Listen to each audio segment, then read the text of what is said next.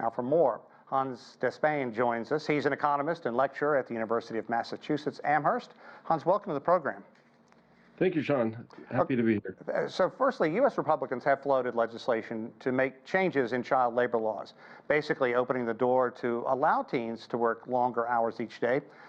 It's no secret this is happening. At the same time, immigrant labor is disappearing. Do you see a reason there, a connection?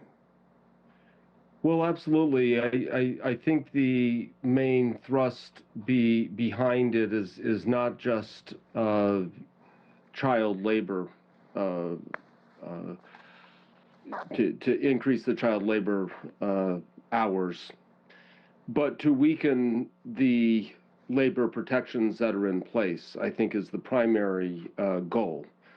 It is a serious issue. The number of violations have gone up approaching 100% since 2017. It's about 90% to be more precise.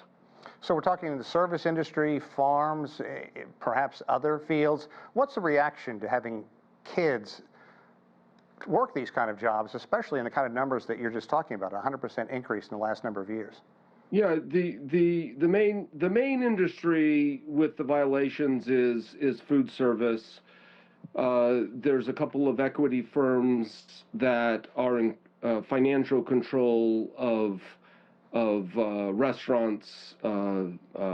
Roark, who runs Arby's and Subway, and I'm not picking on any particular company or anything like that, but these are the companies that have had the violations, and also Blackstone in the restaurants that they run. But in addition, McDonald's, there's been a number of other spectacular cases outside of restaurant work and construction and manufacturing where children as young as 12 and 13 have been seriously hurt and even killed recently. One of the circumstances that got the most attention was a slaughterhouse that had in about 8 different states, several different slaughterhouses had employed over 100 children under 15 years old. Yeah, I'm curious. Which is considered hazardous work. Sure. And is prohibited. Children should not be cleaning or working slaughterhouse saws. Yeah, and indeed, I think that the sponsors of these bills are trying to portray it as something very noble, giving kids a chance to work, make money, get real life experiences.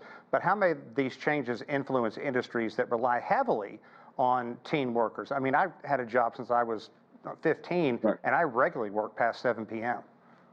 That's correct, Sean. And you know, to be fair, the real uptick is primarily in the hours of work, so that children are working longer than they're allowed to at a national level.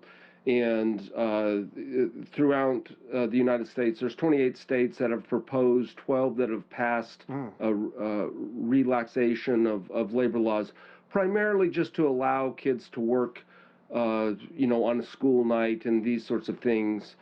But we also know there's plenty of evidence that you know, too much work is detrimental to emotional development and even physical and mental health.